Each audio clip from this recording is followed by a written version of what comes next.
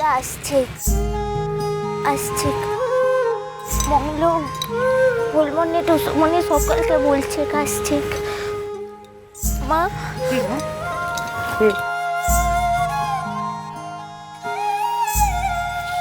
আসছে মা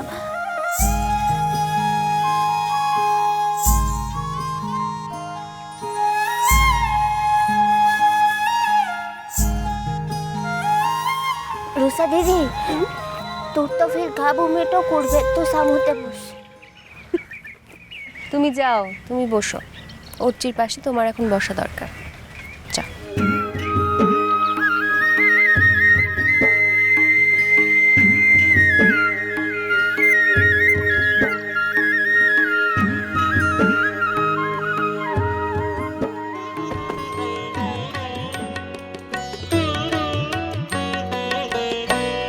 ও আমার দেশের মাটি তোমার পরে ঠেকাই মাথা, ও আমার দেশের মাটি তোমার পরে ঠেকাই মাথা, তোমাতে বিশ্বময়ী, তোমাতে বিশ্বময়ের আঁচল পাতা, ও আমার দেশের মাটি তোমার পরে ঠেকাই মাথা, ও আমার দেশের মাটি তোমার পরে ঠেকাই মাথা।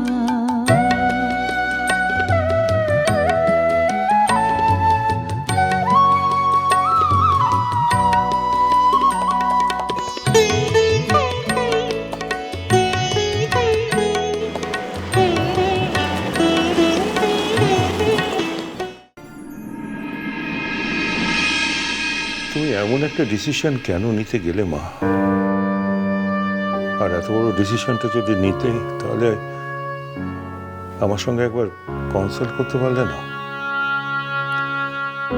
বাবা বলে যখন ডাকো তখন তো তুমি, নাকি বাবা বলে ডাকটা শুধু মুখের ডাক, মনের নয়? তুমি কি ভাবলে তোমাকে বাবা বলে ডাকে বলেই তুমি ওর বাবা হয়ে গেলে? তুমিও যেমন।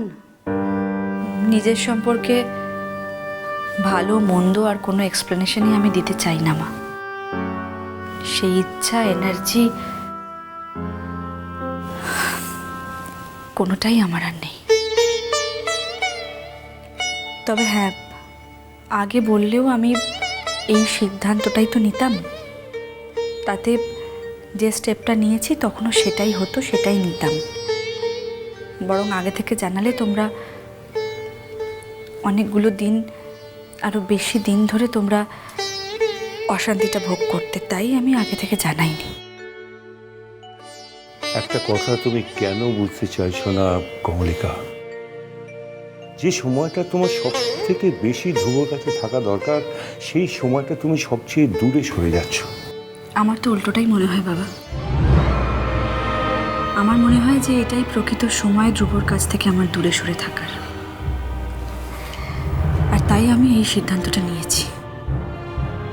ধ্রুবর জীবনে যদি আমার কোনো দাম থাকে, কোনো ভ্যালিউ থাকে, তাহলে ও সেই দামটা নিশ্চয়ই আমাকে দেবে।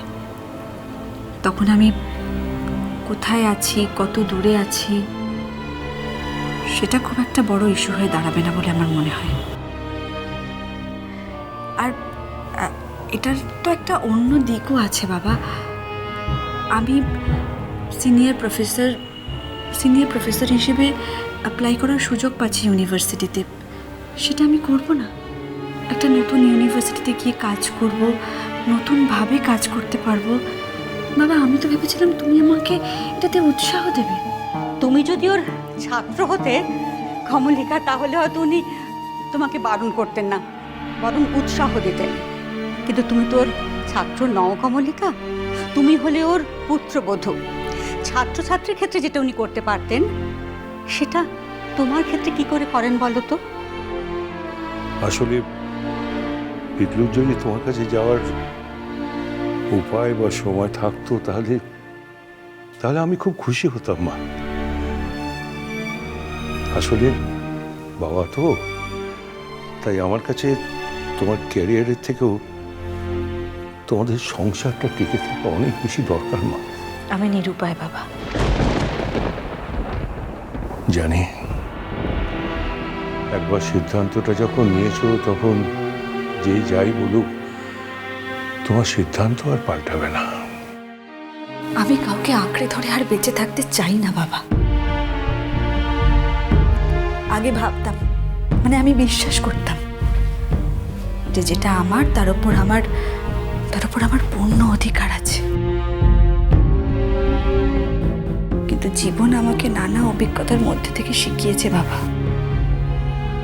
এই জীবনে কোনো কিছু চিরস্থায়ী নয়।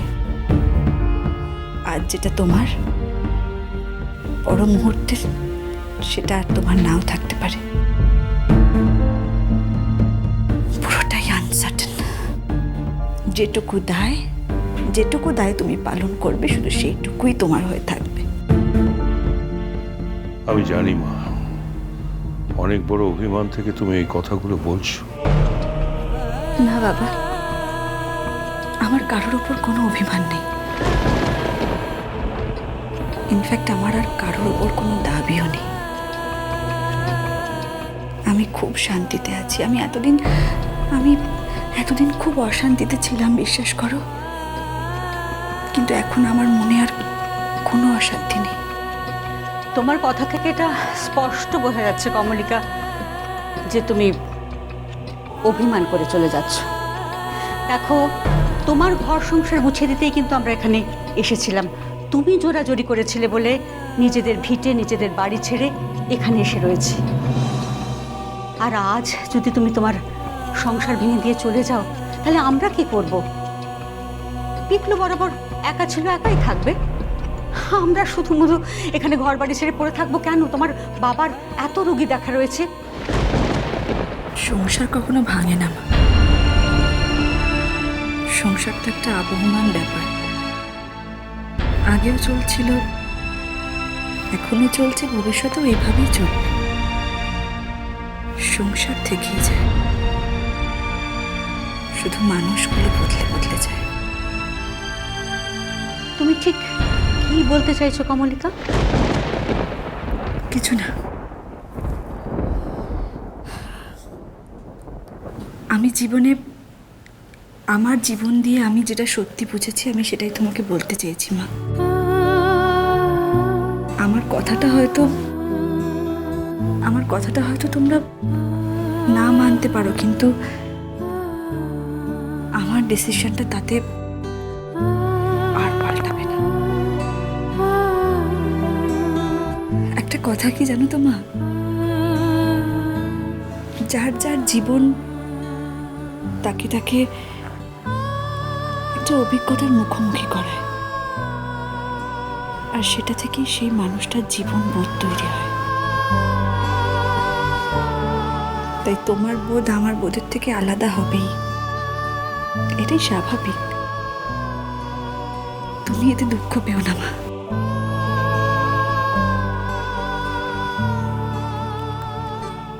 আমি বুঝতে পারছি মা, রুষার কেসটা নেওয়া তোমার ভালো লাগেনি, আমাদেরও ভালো লাগছে না। আর কি কোনো লয়ার ছিল না যে ওকে এই কেসটা নিতে হলো?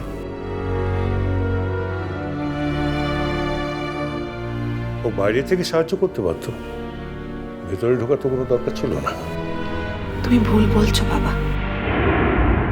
রুষার কেসটা এখন যে জায়গায় দাঁড়িয়ে আছে, তাতে ধ্রুব যেভাবে কেসটাকে জাস্টিফাই করতে পারবে, সেটা আর অন্য কেউ পারবে না।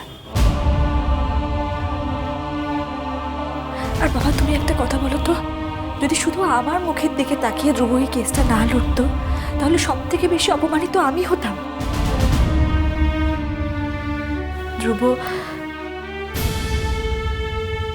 ধ্রুব নিজের মনের নির্দেশ শুনেছে বাবা। তাই মানুষ হিসেবে আমি ধ্রুবকে অনেক অনেক বেশি শ্রদ্ধা করি। কিন্তু এটাও ঠিক বাবা যে শুধু কেসটা লড়ার জন্য শুধু কেসটা লড়ার জন্য তোমার ছেলে রুষার সঙ্গে থাকতে চাইছে না।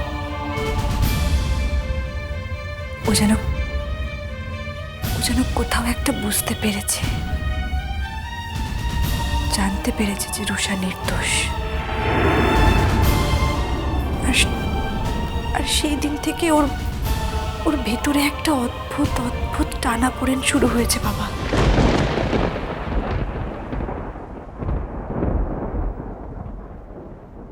মু তো তোকে মাটো বলেছি ক্লা, তুই কি মনে অন্যায়টা করবে বলতো?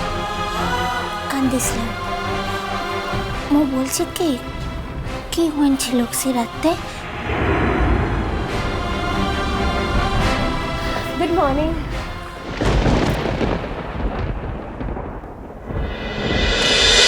মিষ্টি কুটু মিষ্টি কুটু মিষ্টি কুটু